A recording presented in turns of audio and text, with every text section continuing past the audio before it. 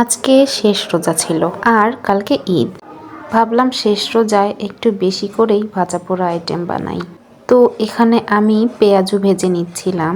বাসায় পেঁয়াজু ভেজেছিলাম, আবার বাবা বাইরে থেকে কিছু পেঁয়াজু কিনেও নিয়ে এসেছিল। তো পেঁয়াজুগুলো ভাজার পরে এখানে বেগুনি ভেজে নিচ্ছিলাম। আজকের বেগুনিগুলো মোটামুটি ভালোই ফুলে ফুলে উঠেছিল।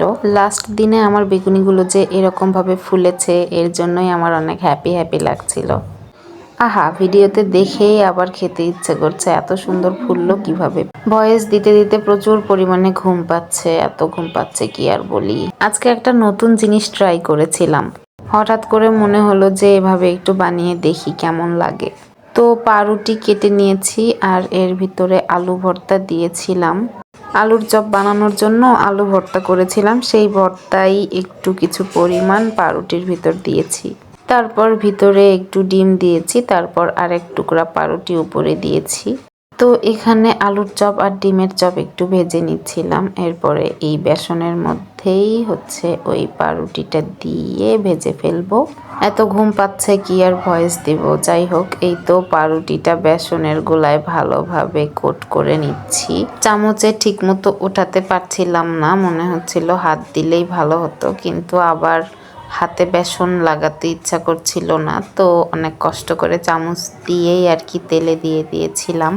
তারপর এই তো ডিমের চপ আর আলুর চপটা হয়ে গিয়েছিল, এটা তুলেছি।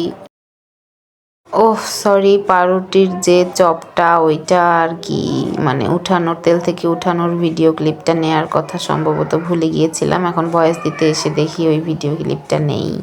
যাই হোক, কি আর করার, ভুল হতেই পারে। এরপরে যদি আরেক দিন পসিবল হয় তো বানাবো। আর এখন এখানে ডিম আলুর চপগুলো ভেজে নিচ্ছি। এগুলা আলু ভর্তার ভিতরে ডিম দিয়েছিলাম, তারপরে এই তো এত বড় বড় একটা করে চপ হয়েছে। আর একটু বেসনের গোলা বেঁচে গিয়েছিল, তো ভাবলাম পেঁয়াজ দিয়ে এটুকু ভেজে ফেলি।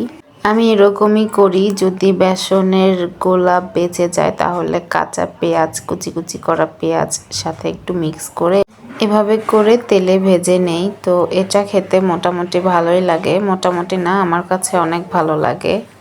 আপনারা চাইলে এটা ট্রাই করে দেখতে পারেন। তো আজকের ভিডিওটা আমি এখানেই শেষ করছি। ভালো থাকবেন সবাই, আল্লাহ হাফেজ।